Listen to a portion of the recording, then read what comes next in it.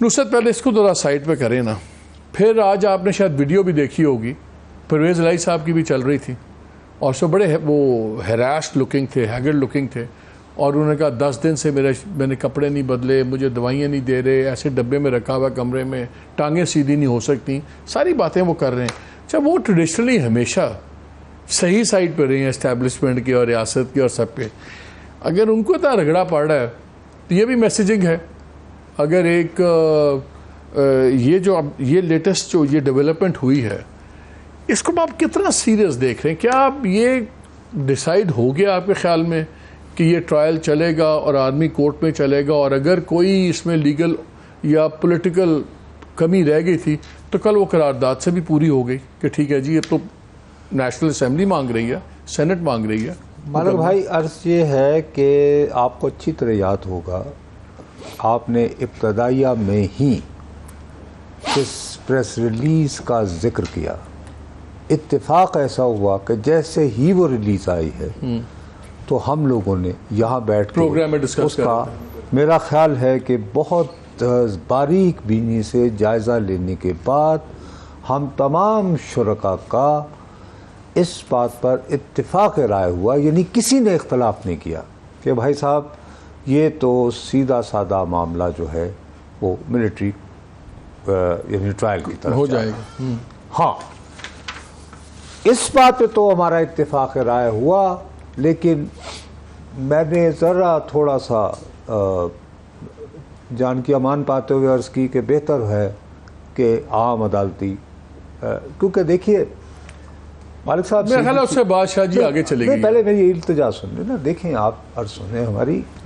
میں اس دن بھی کہا تھا, آج بھی دہرا رہا ہوں کہ فرض کیجئے کہ اگر لاہور والا واقعہ ہی ہوا ہوتا تو شاید اس کو آئسولیٹڈ انسیڈنٹ کہہ کے نظر انداز کروانے میں, معافی تلافی میں آسانی ہوتی.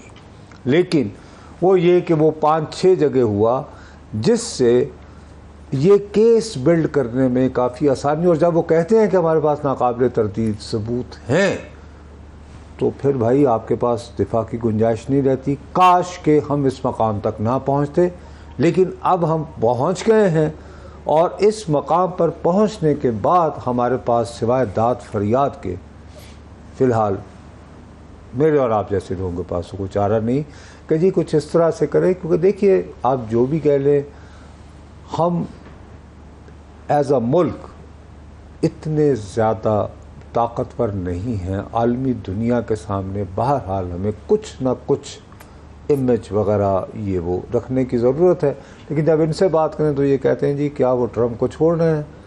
وہاں پہ جب انہوں نے وہ جو واشنگٹن میں ہوا تھا نہیں, اور اس کے علاوہ وہ جو دوسرا جو کیس اب بنا ہے بھائی, وہ جو ڈاکیومنٹس کا, یعنی وہ جو دستاویزات کانفیڈینشیل ڈاکیومنٹس, تو آپ پھر خاموش ہو جاتے ہیں کبھی اگر معاملہ یہاں تک ہے. تو یہی ہے وہ تو اپنا اٹارنی جنرل بار جو ہے اس نے کہا اگر 50% چارجز بھی صحیح ثابت ہوئے ٹرمپ پہ تو he use the word he is toast.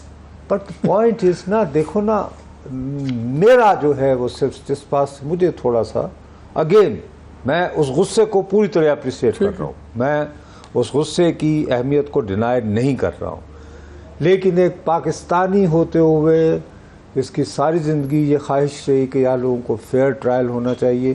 میرا اب بھی ہوگا کہ کیا واقعتاً ہمارا عام عدالتی نظام پہ جو ہے, میرے خیال میں جی ٹائم کا بھی ہے نا, ہمارا سویلین نظام کے اندر وہ اتنا لمبا چلتا ہے کہ فیصلہ نہیں ہو پائے گا. اب شاید اس وقت ضرورت ہے وقت کی, پولیٹیکل واٹ ایور, کہ جی ہم ایک جلدی فیصلہ لے لیں. لیکن شاہ جی یہ میں بریک سے پہلے یہ سوال کر گیا تھا کہ ایک نیو نارمل بن گیا. اس نیو نارمل کو کیا, جب ہم ٹریڈیشنل طریقے سے کہتے ہیں یار ایسے ڈیل ہونا چاہیے, کیا, بیکاز آپ نے شروع میں ایک بات کی کہ انٹرنیشنلی بھی ہوتا ہے پریشر, سب کچھ ہوتے ہیں, لیکن جہاں معاملات پاکستان میں کراس کر گئے ہیں کہ اب ایک ہر بندہ اور ہر ادارہ یا انڈیویجول ایک دوسرے کے لیے ایک ایگزسٹینشیل تھریٹ بن گئے ہیں, کیا اس وقت واقعی کسی کو انٹرنیشنل پرواہ ہے کہ نیشنل کون کیا سوچتا, کہتا ہے ٹھیک ہے یار دیکھی جائے گی, پہلے اندر کے معاملات تو ٹھیک ہوں. آپ درست کہہ رہے ہیں. دیکھو میں نے آپ کی خدمت میں ایٹ دی آؤٹ سیٹ اور نہایت دیانتداری سے کہا, اور اس دن بھی کہا تھا, آج دوبارہ کہہ دیتا ہوں کہ یس ایک نیو نارمل بنا ہے. وہ جو انگریزی کا محاورہ ہے روبی کون والا کہ جو اس کو کراس کرنا, تو وہ ایک کراس ایک ہوا ہے, اور یقیناً اس کا رد عمل بھی جو ہے وہ اتنی ہی شدت سے آئے گا, کیونکہ میں جو کہہ رہا ہوں کہ اگر ایک واقعہ ایک شہر میں ہوا ہوتا تو شاید اس طرح ریئیکٹ نہ کیا جاتا. لیکن بھائی وقت کرتا ہے پرورش برسوں, حادثہ ایک دم نہیں ہوتا. صرف آپ اسی پہ آ جائیں, جیسے اب یہ ایم سعید بھائی کہہ رہے تھے, میرا دل بھی بہت دکھا کہ ایک منتخب اسمبلی میں کھڑا ہو کر وزیر دفاع جو ہے وہ مطالبہ کر رہے ہیں ایک منتخب ہاؤس میں. وہ یہ بھی تو کہہ سکتے تھے کہ ہم پہلے ہاؤس کی کمیٹی بنائیں. ایک میں سے بات کر رہا ہوں, لیکن میرا دل اس وقت بھی بہت دکھا تھا جب اسی ہاؤس میں ایک صاحب کو 3 سال کی ایکسٹینشن دی گئی تھی. میرا دل اس دن بھی بہت دکھا تھا جس دن اسی ہاؤس میں یوں اس کو, آپ کو پتا ہے دونوں ہاؤسز میں کیا حسین اتفاق ہے, قومی اسمبلی اور سینٹ دونوں میں وہ ایکسٹینشن والا قانون 12 منٹ میں, یعنی یہ نہیں ہوا کہ چلو اگر قومی اسمبلی میں 10 منٹ میں پاس ہوا تو اس میں 13 منٹ میں, یعنی کہ وہ اتفاق کی گنجائش ہی نہیں چھوڑی گئی. تو میرے کہنے کا مطلب یہ ہے کہ آج جو بہت دہائی مچا رہے ہیں, جن کے ساتھ میری کوئی ذاتی طور پر ہمدردی نہیں ہے, کیونکہ میں سمجھتا ہوں کہ آپ ہمیں یہاں لانے والوں میں شامل ہیں, ٹھیک,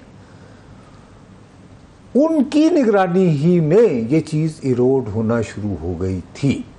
اب میری جو فکر مندی ہے وہ یہ ہے کہ اگر ناقابل تردید ثبوت ہیں, میں اس بات کو ڈینائی نہیں کر سکتا, یہ بات بھی درست ہے کہ آرمی ایکٹ بھی اور آفیشیل سیکرٹ ایکٹ بھی بہت عرصے سے ہمارے قانون کی کتابوں میں 52 میں اور آئین کے تحت ہی ہیں, اور آئین کے تحت ہم اس کو ڈینائی نہیں کر رہے ہیں.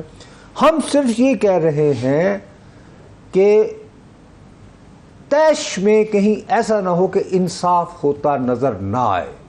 اس صورت میں اگر آپ کے ساتھ نظر بظاہر ہم یعنی ہمارے جیسے نیوٹرل بندے محسوس کرتے ہیں کہ یار ذرا کم زیادہ یعنی نیکسٹ لیول پہ چلا گیا تھا, آپ اس سے ریئیکٹ کر رہے ہیں, غصے میں ہیں, ہم اس آپ کے غصے کی وجوہات کو اپریسیٹ کر رہے ہیں. تو آپ ایک حوالے سے آپ کو اس وقت ایج ہے مالک بھائی, آپ اس ایج کو جو ہے اس طرح ضائع کیوں کریں. آپ ٹھیک ہے, آپ اوپن کورٹ رکھیں, انٹرنیشنل میڈیا کو کہیں جی آئی آبزرو کریں.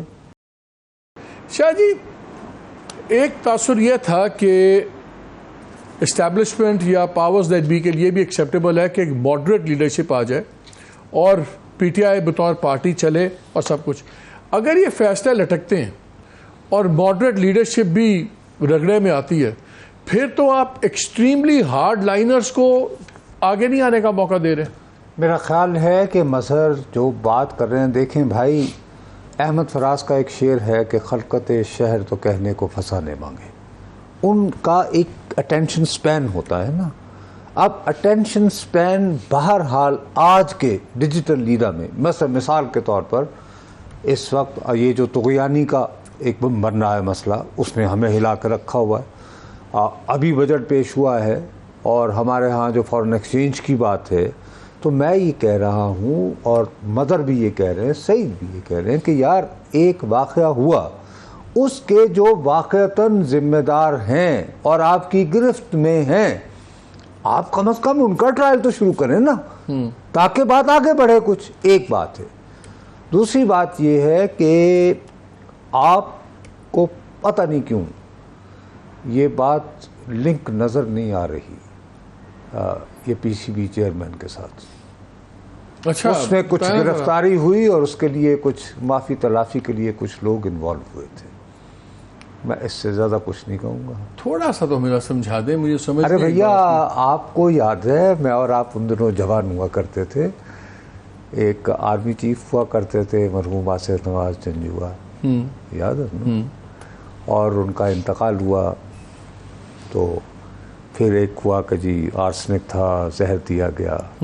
وہ کاز کسی نے اٹھایا تھا میڈیا کی دنیا میں بہت شدت. اچھا اوکے ٹھیک ہے. وہ آج کل کہاں ہوتے ہیں؟ ٹھیک ہے ٹھیک ہے ٹھیک ہے جی. ہیلو ٹھیک ٹھیک نہیں ایسے نہ کریں. نہیں ٹھیک ہے. میں کیمرے کو یار میں نے دیکھا ہے کہ میں انتہائی معصومیت سے آپ کو تاریخ کی ایک بات یاد دلاتا ہوں.